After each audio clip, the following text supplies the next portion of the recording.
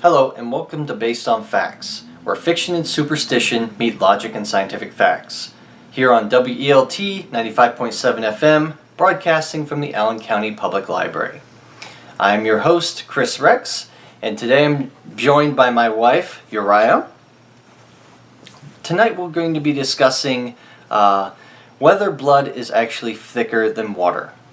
Along those lines, we're brought to the situation as to why society values blood relations over random strangers.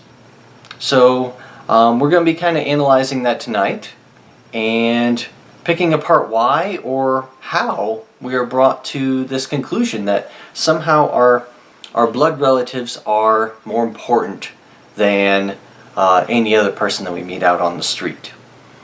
So it kind of begs the question that what makes these people that are actually related to you by blood, by genetics, by marriage, whatever, what makes them so much more important than your unrelated friends? I mean, shouldn't people be treated according to their actual value, whether or not they're related to you or not? If they're actually good people, then you should respect and value them, right? Why do we have this predilection towards blood relatives? Your thoughts? It's all based on what society, I think, is dictating. You're a little kid and you grow up with family, and they always teach you family first, family is forever. A lot of people have those signs, faith, friends, family, whatever you want to call it. They're everywhere, but a lot of what people believe, a lot of what people do, say, how they act is dictated by society. Your right and wrong is mostly from the way you were grown up. And parenting and your family has a lot to do with that. And so on the one hand, everything you know is your family. So obviously humanity has a desire to cling to what they know, which is their family. And when they start having friends, that's when it's funny how your friend is a bad influence or a good influence, and if a lot of times right and wrong is involved with that, friend is the bad crowd being, they might be skipping school, not doing so well in grades, that's perfectly fair, but then you have that friend who's a bad influence, could be, well, he's not part of your religion, maybe he's a different race if you want to go down that bigoted path, but, good and bad influence is, funny enough, dictated by your family. Okay, so that brings up a good question as to whether or not our predisposition towards blood relatives is something as a result of our environment, our upbringing, or is it something a little deeper and more genetic? So whether or not we're looking at the influences of culture and of society, or whether we're looking at something that's inherent in our genes. So there are a couple different ways that we can kind of look at this. One of those is to, of course, look at the social aspect. And here in America, our society is predominated by the Christian religion and its influences on our society and well-being.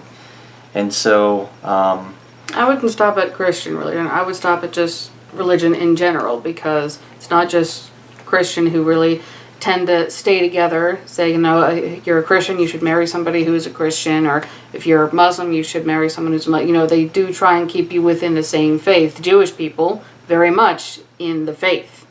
So, I wouldn't just target Christianity. It's really every religious sect can be very, very strict about family and your interactions with the outside world.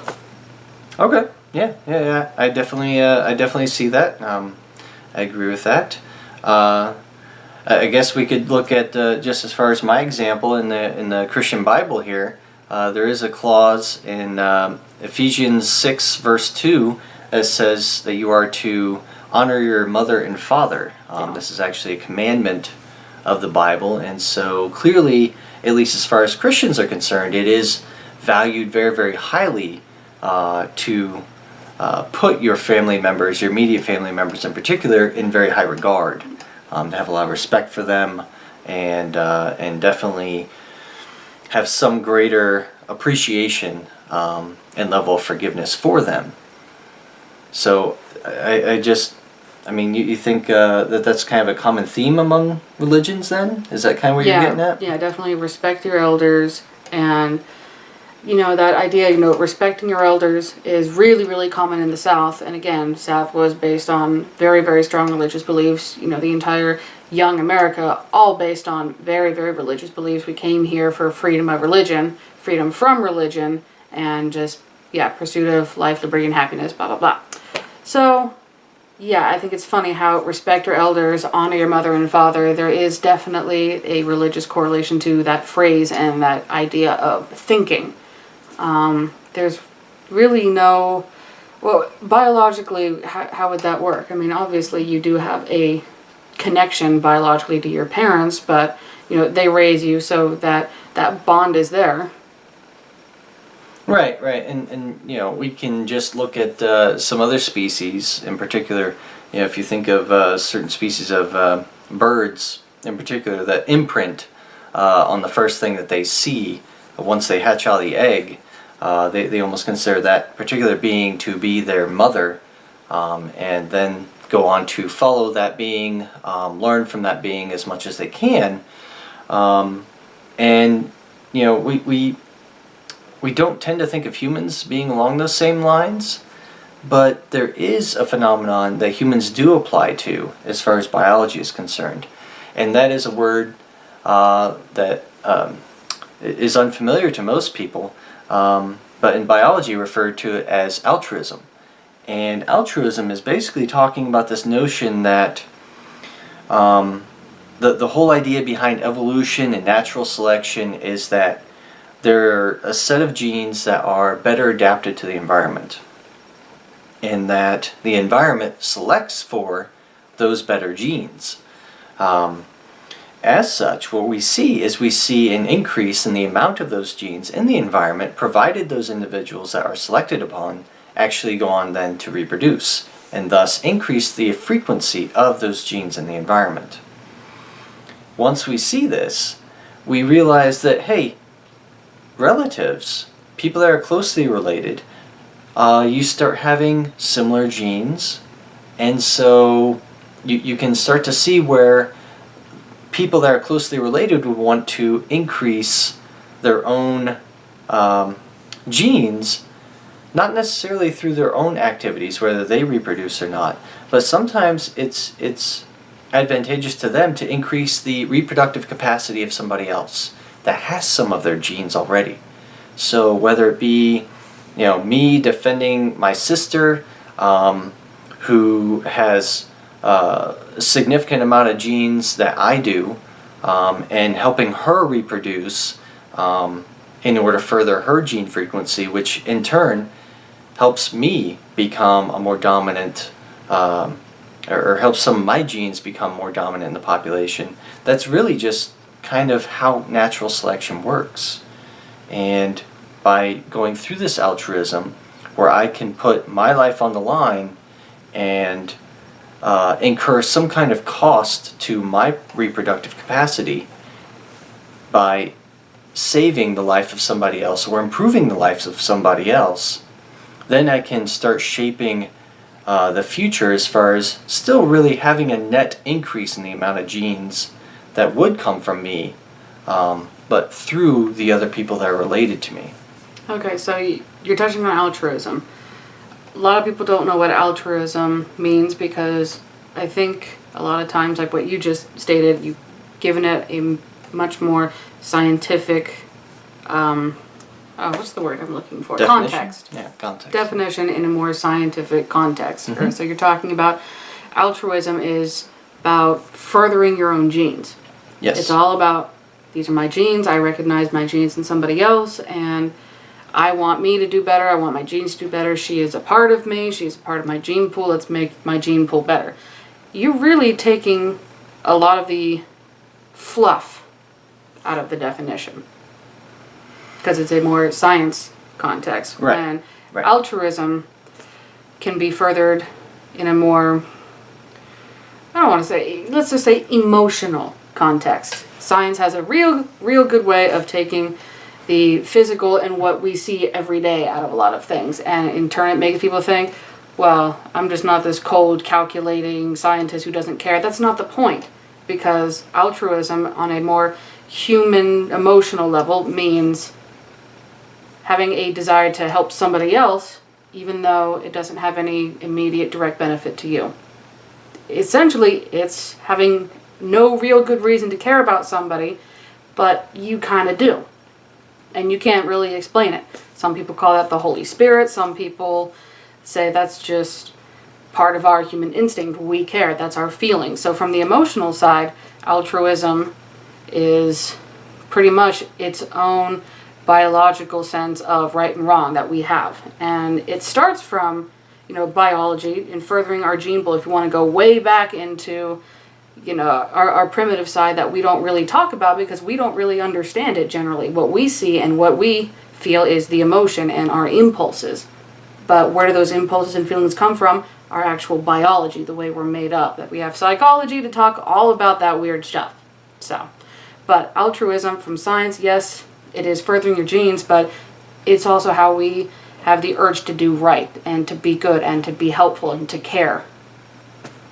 And I find that interesting. No, that's definitely a good point. I mean, if we look at altruism from a very strict definition perspective, Merriam-Webster defines it as being an unselfish regard for or devotion to the welfare of others.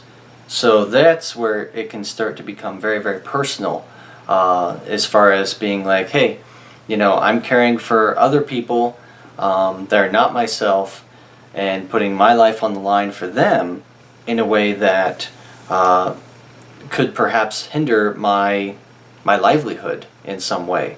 And I'm doing that because I'm either motivated by conscious thought or subconscious thought to do so. So whether it's instinctual for me to just say, hey, I care more for others than I do of myself, I'm going to leap on this grenade and save the other 4 people in my squad, that's altruism. That's what that is. Guess what I was referring to is more the biological altruism, in which we see people helping close family members just because by helping close family members you help yourself, essentially. And we have a few different things in biology that we use to describe this. We have Hamilton's rule, we have the price equation of relatedness, and all these do is they basically just say whether or not there's a real cost-benefit kind of analysis going on here between the person that's being altruistic and the people that can benefit from that altruistic event. So those are really just mathematical equations to try to describe some aspect of biology. Why do we care about other people? Why aren't we just a bunch of selfish beings, running around and doing whatever we feel like? Well, if you sit here and think about it, if you don't have a moral code, if you don't know what's right and wrong, then yeah, we are just a bunch of selfish beings who are running around. But if you look at the world, we're not that way. It's amazing. No matter what religion you are or a lack of religion you are, we are not just these selfish beings who are only out for ourselves. Otherwise, we would be in very, very crazy Mad Max type wasteland crap stuff. Like post-apocalyptic, everyone is out for themselves, but we don't. There is a real sense of community, and if you want to go so far as humanity, that's how we work. That's how we're made to work.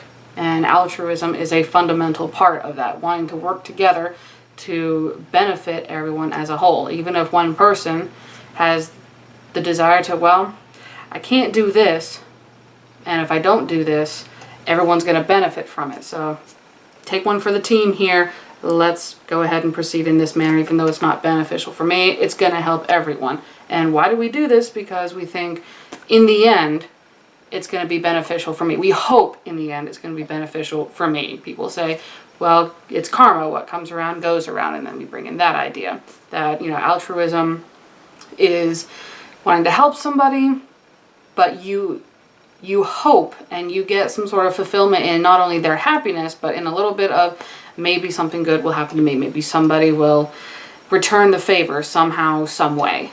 But then we have to sit here and wonder, there are people out there who can take advantage of somebody's good nature, their sense of altruism that they are feeling.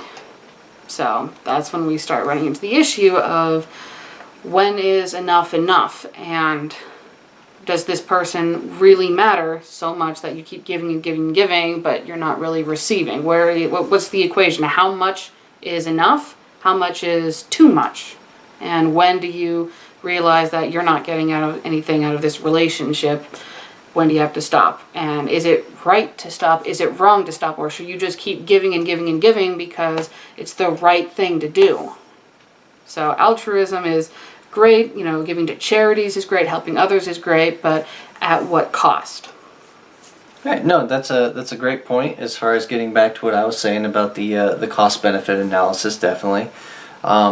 So bringing that back around to our situation with family situations, what happens when certain family members that are very, very close to you, whether it be a parent or sibling, they end up going out of their way to be disrespectful to you, to throw you in the dirt, to disown you, so to speak. What do we do in those situations? Like, how are we expected to react in those particular situations? Well, when you're growing up and you're as a kid, your mom says, behave, you're going to be best friends when you grow up. Your family, you love each other, you need to learn how to forgive, but to be quite honest, when it starts continuing in adult life, you need to figure out if it's good for you in the long run, if it's good for your well-being in the long run. And I think as kids, you have to have a very serious situation to separate siblings at a younger age and to tear apart a family when there are younger family members involved. Because growing up with siblings, and then I'm not sure how this worked with an only child, but at least with a house full of 2 or more siblings, that kind of teaches you how to deal with another person in many, many, many different kind of situations. That's training not just for, be nice to your sister, be nice to your brother. It's showing you how to be nice to somebody else even when they're not nice to you. And you're going to have to do that in the real world. So I think as children, it's more training, but as adults, that's when it can start hindering your future 20 years down the road, 30 years down the road. By association, it could hinder the ability to get a job, or just that's when your reputation starts to be on the line. When you're a kid, your reputation doesn't really matter. More your parents' reputations are the ones that actually matter as a kid, because it can really direct where you are and where you go. But when it comes to, is family better than friends, is blood thicker than water, it's when you start hitting your early 20s, you have to figure out, okay, who are my real friends, who are my real family. No, that's a very good point to touch on, as far as childhood kind of being a training period for this whole notion of valuing family so highly, because of the fact that when you're a kid, you are kind of taught to get along with your siblings, right? So you're essentially putting these situations where you may hate your brother or sister, and you're just forced to get along with them somehow, even if they are a little difficult of a person to get along with. Well, I think it's more acceptable as kids to be forced to get along or to reconcile whatever issues you're having, is because you're probably as big of a pain in the butt as they are to you as you are to them. So there's a very equal, you both are learning how to live life, how to live together, how to deal socially with another human being. So as kids, it's very rarely that one is more equal or better than the other as far as human nature goes. One is a pain in the butt, the other one is a pain in the butt too. That's siblings, that's how they work, and they're the biggest pains to their mom and dad, and they just have to sit there and be like, deal with it, because you're both just as bad as the other. And now when you get older, that's not always the case. Right. So it seems to be some sort of transition period, maybe. Yeah. Around adulthood. Once you leave the nest, so to speak, and each sibling goes their own way, then you don't quite feel that obligation to get along anymore. which I always thought was kind of interesting because, I mean, really fundamentally nothing has changed, right? So Yeah. you're still just as related now to your brother or sister as you were many years ago, but for some reason now it's more socially acceptable to, I don't know, be angry with them, hold grudges against them. Well, think about it this way. When you're siblings. That is a very strong part of your identity when you're a kid. You're this person's son, you're that person's daughter, you're this person's sister, that person's brother. And you also have mom and dad monitoring your every move, and they can punish you for your actions against your sister. They can punish you and hold you accountable for little things like that. And they hold your siblings in the same way. But when you're older, you don't have mom or dad watching what you say, trying to teach you the right way to be. You are your own person. You have made that transition. You are you, and you are responsible for your actions, and you can actually own what you want to say and what you want to do. That is who you are. It's very empowering when you actually get to start molding yourself into the person that you want to be. But the consequence is you have to be accountable and take responsibility for your treatment of others, because there isn't mom or dad to sit here and say, I absolve you, you're just siblings, you're fine, you're not a bad person. Well, if you say or do something terrible, you're a bad person now, and you have to figure out a way to fix that and change it to be a better person, or you have to recognize a situation where you can choose not to be a bad person. You want to be a good person. No, that's a very good point. I guess I didn't think about that before, as far as removing the accountability factor once you hit adulthood, because there isn't anybody overwatching you. I mean, Big Brother is always watching. You have to follow the law and everything, but just, you don't have to get in trouble for calling your brother a meanie, or he stole my broccoli. I don't know who would steal somebody's broccoli, though. Right, my bacon. He stole my bacon. Right. But no, that's a very good point. I think that's another place where we can kind of throw religion in there, as far as maybe being some way to maintain that accountability into adulthood, just to kind of maintain that Big Brother is watching you, that God is watching you at all times, kind of thing, so that you're kind of convinced to behave just because you know that you're being watched. Or that your actions are being monitored in a way in which you will incur some real repercussions from those actions. Yeah, and to bring all this back to our point is blood thicker than water. You know, they say family is forever, friends come and go, but family is forever. I don't think that's always true, and I think that's a very terrible way to look at life. And it might make me sound terrible, but there are some people in my family that I would rather not associate with anymore, because they've been pretty mean and very unfair. And it gets to the point where I don't see any benefit to even bother with that specific person. And when enough is enough, you have to just wipe your hands and say, whatever, I'm done with you. And in my situation, I feel like I was the person who was wronged, and this person chose not to talk to me anymore, didn't even want to associate with me, and she still associates with the rest of my family, but with me specifically, no.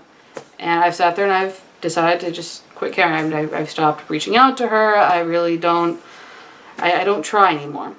But if she came to me and apologized, was actually sincerely apologetic, then, I would be more likely to talk to her.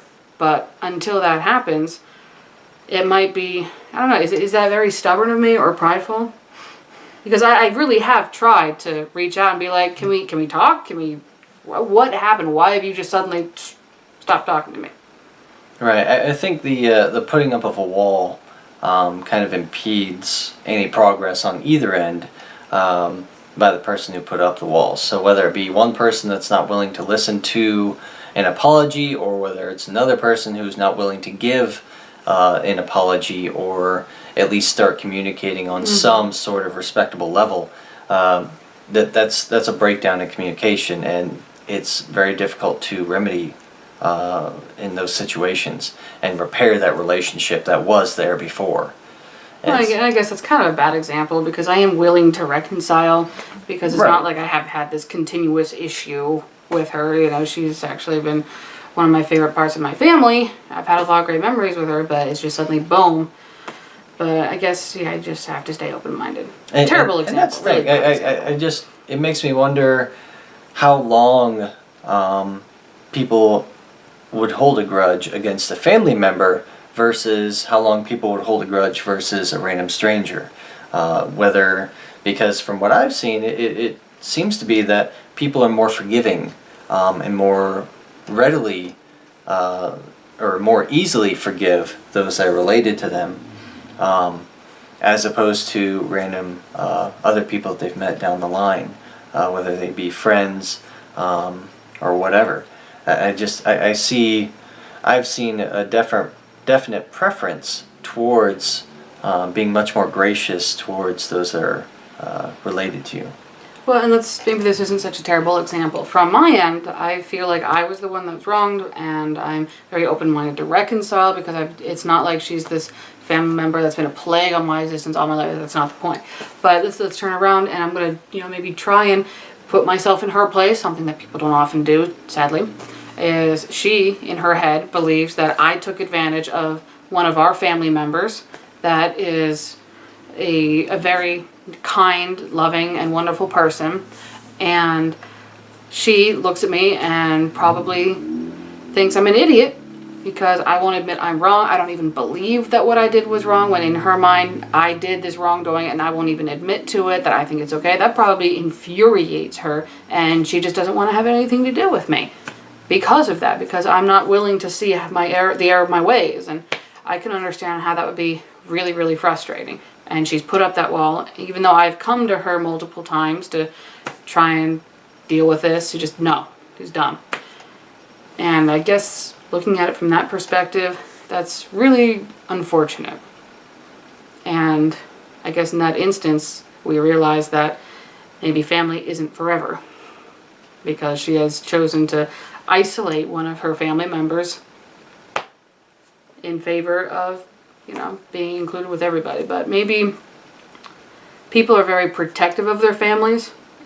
I wonder if people are more likened to rise up and defend their family members versus their friends, because they do believe that family is forever, friends come and go. They feel their family is important, which is why they are more ready to go up and go to war for them rather than just a friend. Because she has certainly wanted to go to freaking war with me, and I just wonder if she would go through so much effort had it was just a friend who wronged one of her family members, or if she would just say, meh, whatever. But no, she's really gone, target my head.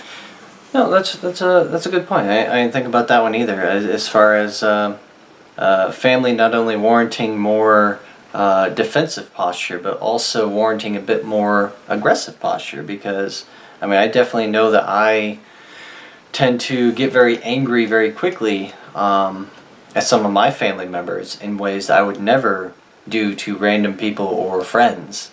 And so I don't know if this is true or not, but as far as my experience, it seems that the more that you love or appreciate someone, the greater the chance is of you doing something equally bad or saying something equally bad to them. Well, they say you always hurt the ones you love most. Right. And it seems that there is a direct correlation almost between how much hateful things that you would say, how many hateful things that you would do, as it correlates to how much you actually love and care for that individual. Yeah, you are kind of right. Little window into us. I have said some pretty ridiculously terrible things to you that I don't think I have ever addressed my mom that way. I don't think I've ever addressed my sister that way.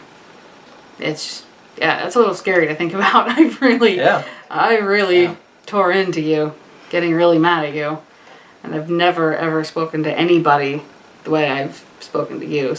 I'm sorry. And it's because I love you. in our whopping 7? Have we been? No, not quite. 6.5 months. Yeah. 6.5 months of being married.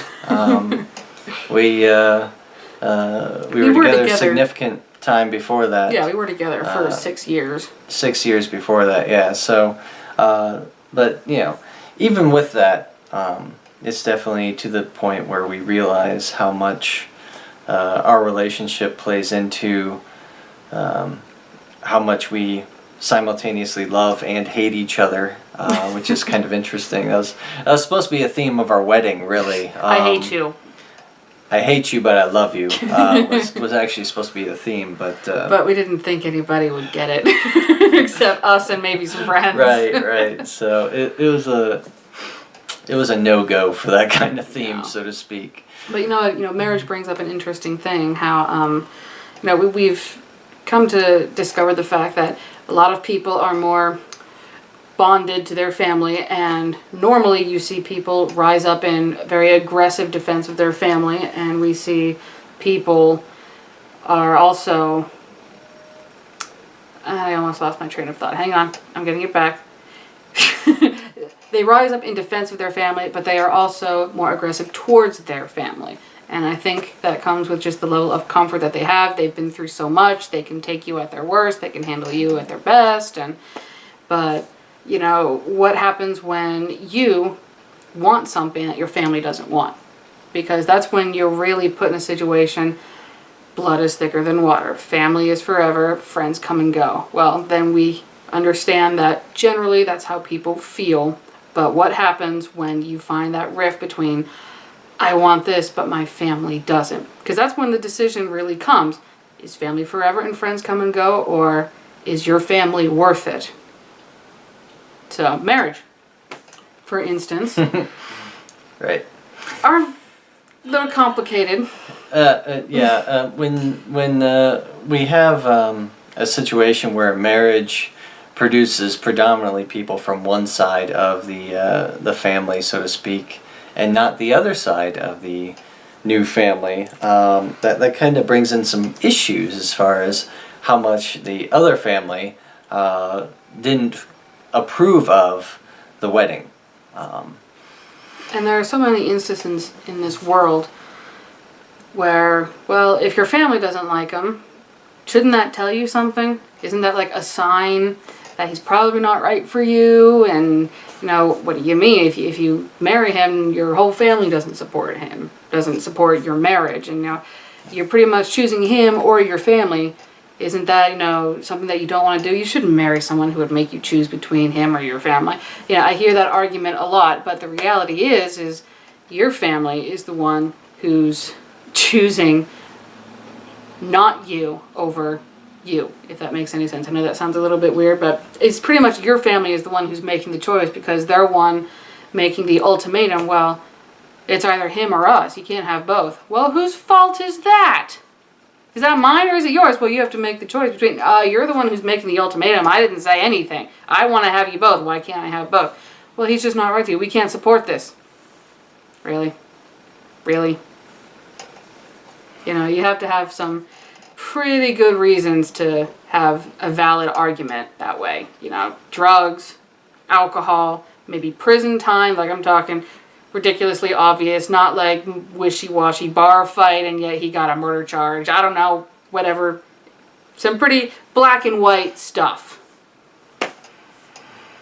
No, that's a good point. I definitely see situations where people create, once again, coming back to creating that wall of their own accord and making that ultimatum, saying they're choosing to take such an interest in your life, despite the fact they only see you maybe once or twice a year, taking such an interest in your life to say that, hey, if you go out and marry this person, I will never see you again.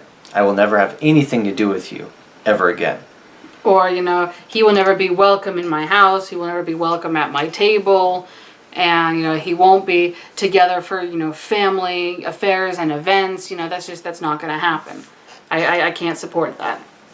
It's like, really?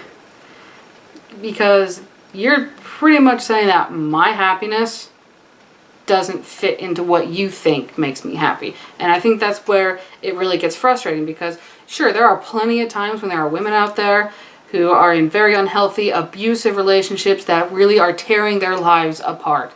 And it's very sad when they just won't wake up and see that. There are guys who are in a situation where there are women out there who take advantage of them and who are not good, and they bring him down or they're using him. It happens in both genders, not just one more the other. There are relationships that are dysfunctional and you need to get out of them. But I think in reality, those situations, that person knows there is a big seed of unhappiness. And eventually that will grow and they'll get out. And I hate to see people waste their time like that, but it's inevitable. And then you have situations similar to ours where we're pretty happy together. I'm pretty happy, and yet everyone thought they knew what made me happy, even though they had no idea what made me happy. Even though that the things that make me happy and relax and have a good time are things that they generally condemn in life, actually. And yet they still have the audacity to tell me that I know what makes you happy. No, you know what makes you happy, and you know what the right things are that are supposed to make you happy. And I think that really is what gets in the way of parents and potential offspring's brides, grooms, is they still have this idea in their head of what is going to make you happy, what is supposed to make you happy. This is our family, this is the way we are. He's too different. He doesn't fit in, you know. He's not going to make you happy. He's not what you need. How do you know? Because I raised you. I've known you all of your life. Oh my gosh.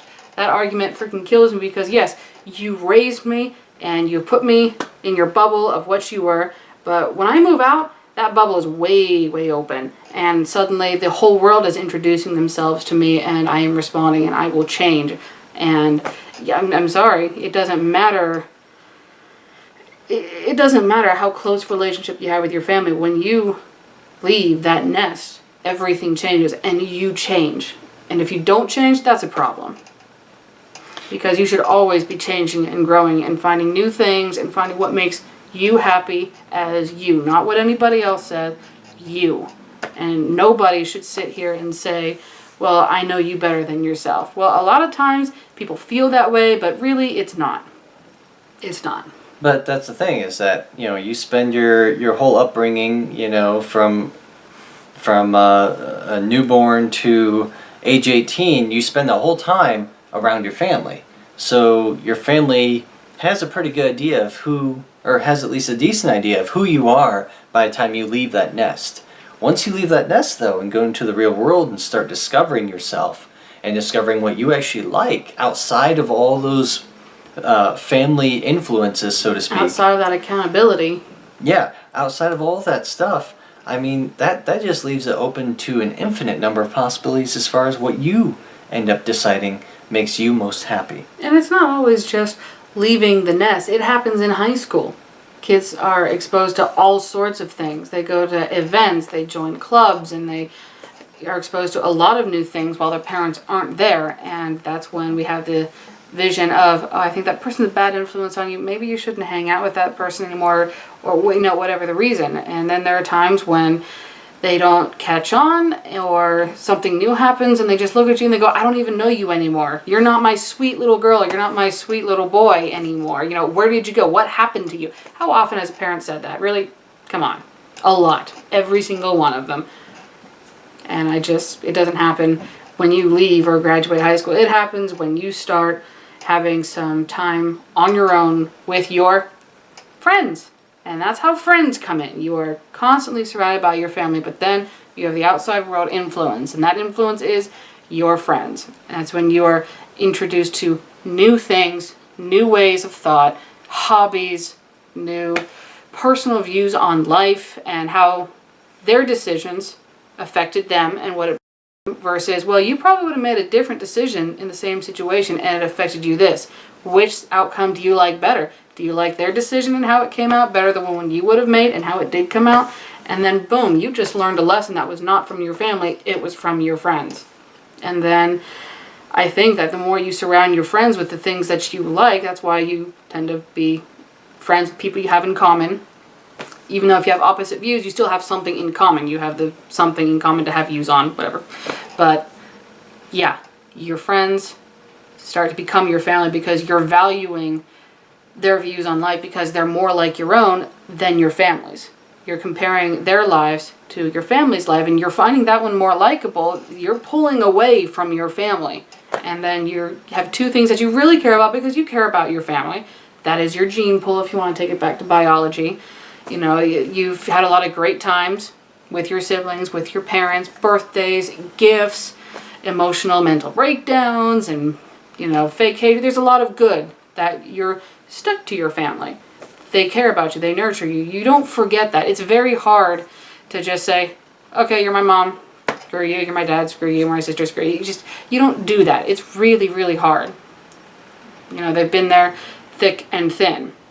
But then you have your friends who are the new, the unknown, and either you're afraid of it and you shrink to your family and you don't get anywhere further, or the other common reaction to the unknown is excitement and adventure, and you do that stupid stuff with your friend that you don't want to tell your family about because they might not like it, but you still want to try because it's exciting and this friend wants to do it with you, something that your family couldn't do. So you have an outlet for your true self is what I think it is. Yeah, no, that's excellent. I think that whole situation of being guarded with your family for most of your life, and then being released from the nest, so to speak, I think that really does help foster this notion of your family wanting to care for your interests so fervently, but those interests are really the interests that you had when you were 13 years old, not necessarily when you were 18 or 20 or 25 or whatever. And that just comes down to the breakdown once you reach high school and puberty, as far as all these different things that you're starting to consider, all the different things that you're starting to experience and learn that you like or dislike. And you know, maybe you were brought up in music your entire life, and you get to high school and you realize music is stupid and ridiculous, and so you want nothing more to do with it. But your whole family is still insistent. Oh, well, you're just going to become a famous flutist, right? And you're like, no, I have no inclination at all to do that. Actually, haven't thought that way for years. I don't know why you would think that. So, you know, it comes back to that as far as how much your family actually knows you. And where they see you going, and really, you know, it just comes down to them caring. But unfortunately, they're caring from a perspective that is dated, so to speak, and it can become very, very hard to keep up with that kind of constant change in a developing individual as they're going through adulthood, especially the younger years of their adulthood. And constantly developing what they like and what they actually want from life. You know, that's a good point because your parents were there from the moment you were born and they watch you grow up your entire life. And, you know, at that point, you know, your parents are 30-something, and by the time you're a little older, they're probably 40-something, maybe a little older, maybe a little younger, but you know, they know who they are and they have found some sort of pattern and consistency in life. And then they have this little creature in their hand that's constantly moving around and they're trying to hang on to it. And that's got to be a little bit of a struggle because it's frustrating because you know how it's supposed to go in your life. You know how consistency and stability is important. And then you have this person who's constantly changing and morphing and you're trying to keep track of it. And when they lock onto something for about a year or more, you think, okay, that's it. We've got them. This is what they're going to do. This is what they're going to be when they grow up. And then they change their major in their junior year. And you're like, you just spent 3 years trying to get this degree. And now you want to change it from music to accounting.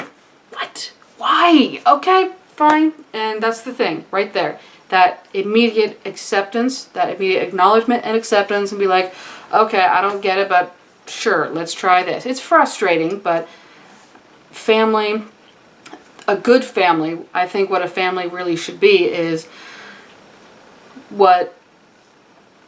family's forever, friends come and go. A real family, a true family is forever, there for you forever, no matter what you've done, what you've said, and who you are. And I think that's the big thing is as you change, and you're going to change a lot in life, your family accepts that and is ready for it and embraces it and encourages it. That's what family needs to do. And your friends, real friends, feel like family. You feel as close to a sister as a family. Yeah. Did I say that right? Yeah, your friend feels like a sister. They feel as close to family. And that's what it's supposed to be, is because they accept who you are and your decisions, and they care about what's going to make you happy. And that is what matters. It's them. It's not your friends. It's not your family. It's what you want and what makes you happy and what fulfills you. And that's what they care about. And that's what real family, that's what real friends are. I think that family and friends, if they're like that, they can just get lumped into one category. That's your people. It's your people. No, that's good. Because when we look at the opposite side of the spectrum, and we see times where people, whether they be family or friends, they are hostile towards situations, it doesn't tend to help a whole lot. Whether they're hostile for legit reasons or not. Whether they're thinking that, oh, well, when you were 13, you wanted to marry somebody that was a chemist. And then they see you now at age 30 and you're marrying a hairstylist. Then what? A what? I was gonna say some weird pan flutist, but okay. Oh no. But they see this and they start wondering where did you go wrong? Like you can't possibly be happy with somebody that's not a scientist. And I'm a hairstylist. He's a scientist. But how can he be happy with me? Right. And honestly, I'll tell you how. Okay, I'm done. We're not going to discuss this now. But when I was 13, I certainly didn't imagine being with anybody that was not a scientist, and I came to appreciate certain other points of view through many sordid adventures into the topics. He said sword. That's how we met. Yep, that's kind of what I was getting at. But no, the point is that you can get into these situations where, so much younger in your life you thought that you would only be happy doing one thing, whether it be your own personal interests or whatever, or whether it was the love interest that you wanted to have in life. And when your family doesn't accept that, when they start being hostile towards you and not coming to your wedding, when they start trying to put a wedge between you and your loved one. Not just between you and your loved one, when they start putting the wedge between you and anything or anyone you care about. Yeah, that starts becoming a big problem, and can potentially ruin something that would have been glorious otherwise. And it's almost this double-edged sword as far as the power that family can hold over your life and over your livelihood. Yeah. Because they could have easily prevented you from being happy, just based on their own biases. In the same way they could easily prevent you from being in a abusive relationship and being miserable and wasting so much time. But, we've seen how family is forever if they're family that really and truly care about you and what makes you happy and acknowledge the fact that you are an ever-changing person and you need to be you, and they did their best to help raise you and give you the tools to know right and wrong and to make strong and smart decisions in life. I sound like a mom. Heaven forbid I ever become one. Crap. Anyway, but in the same respect, when somebody says, well, we're concerned about you, we love you, and we can't support this because we care about you, we can't do this because we love you too much. You need to be really careful on when you decide to say that, because that says a lot about you, and it says a lot about what you define as love and what you define as caring about someone. I mean, you see drugs and alcohol, excessive alcohol, I should say. So, I mean, drugs in any sort of way, yeah, stay away from that. You don't be needing that. That's bad. Drugs are bad. Okay. anyone in a relationship with someone who does any drugs, bad, big red flag, and you should tell your friends as such.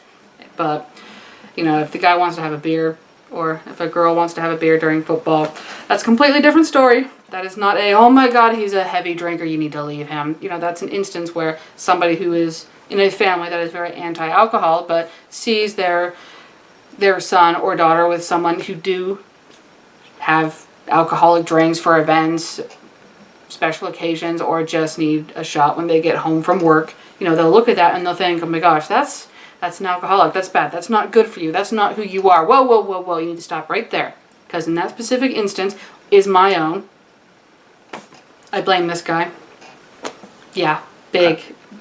Yeah, corrupted me with liquid goodness. Anyway, but the point is, yeah, I love to have me a beer and hot wings for football Sunday. That is what I look forward to every weekend. And sometimes if I have a long day at work, I need a shot. But my family comes from at least my direct family, they don't like alcohol that much. And they see that as, you know, bad. It's really bad. That's alcoholic. It's not good for you. It's not good for him. And that was a reason that they kind of didn't, it was one of many reasons that they didn't want me associating with him, is because they thought that was something to bring the relationship down, that it was not a good thing. When honestly, it's been awesome because it gets our creative juices flowing and it makes us laugh. Not the drunk feeling of laughing. No, it's we talk about different beers and different liquors and we create shots together and we play with our chemistry set. Since he wanted to marry a chemist, I try and let his fantasy come true a little bit. But you know, that's the thing. You have to, as a family member, look at something, and even if you don't approve of it, you have to figure out if it's a real problem or not. Just because you don't like it doesn't mean it's a problem. There are real problems in this world that you need to focus on, and as a family member, you need to make sure that your approval and disapproval is not the end-all of right and wrong, is not a problem solver or the problem. It just, you gotta find that boundary between this is what I would do because I think this is wrong versus what is okay, what is normal, and you know, not necessarily a problem. It's just not my taste. And if you really want to push that on somebody, that's not right. You can't push your own beliefs and own ideas onto somebody else and expect them to be the same. Yeah, no, that brings up a neat point with my family in particular, as far as the avoidance of alcohol. Just because I have a number of cousins who are alcoholics, cousins and relatives that are alcoholics, and there have actually been incidences where these alcoholics have gone so far as to break into people's homes, to steal things, money, pawn things off for money, just to buy booze, and in the process, some of these relatives have even been killed in some instances.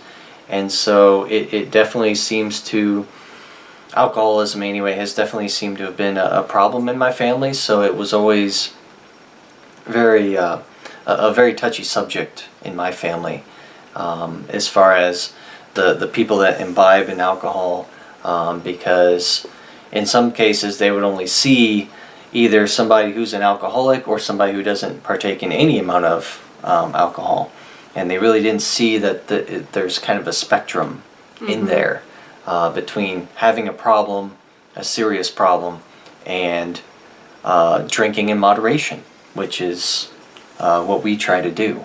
And so I definitely encourage drinking in moderation if you're not an alcoholic. If you are an alcoholic, we just recommend not drinking. Right.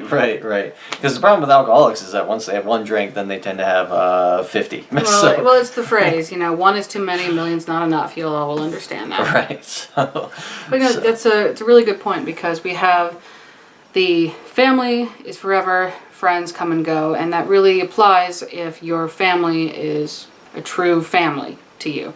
And then here's an instance where we have a family member, and what do you do with that family member? This family member is a very, very sick alcoholic and has done terrible, terrible things. Now, just because he's family, does that mean you need to forgive him and open arms, you can stay in my house, even though last time you stayed with somebody, you broke in and you beat him up and you stole his things. What do?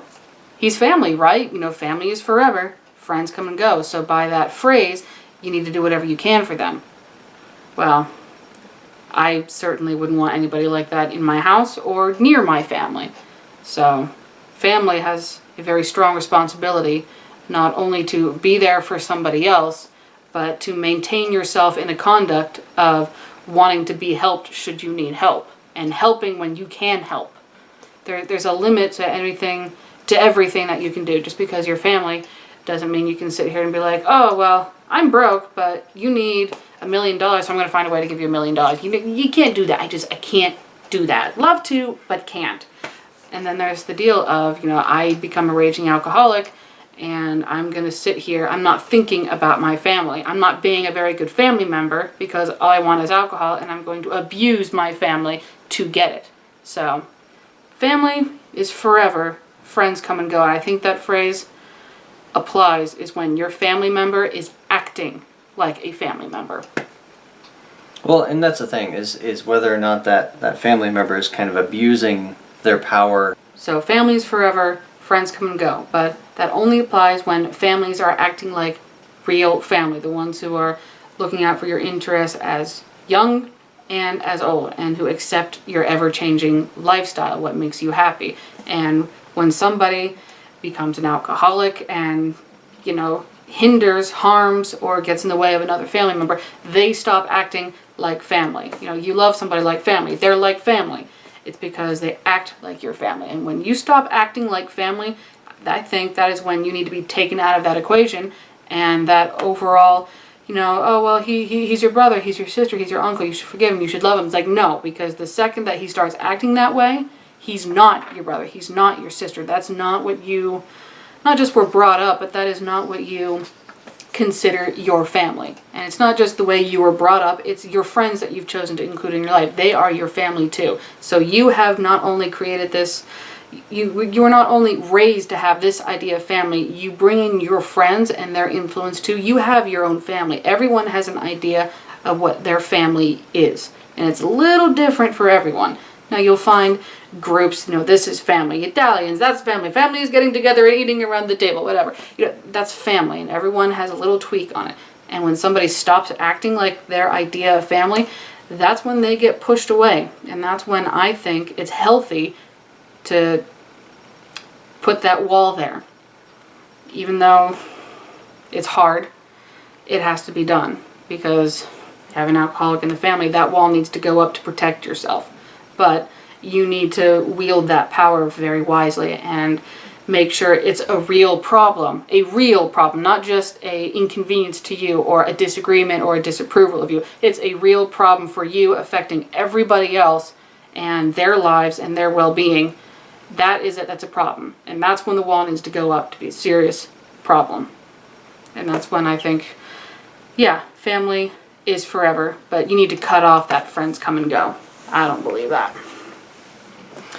I think that's a good place to stop the episode. I'd like to thank you for listening to Based on Facts. You can find every one of our radio episodes on our Facebook and YouTube simply by entering Based on Facts in the search bar.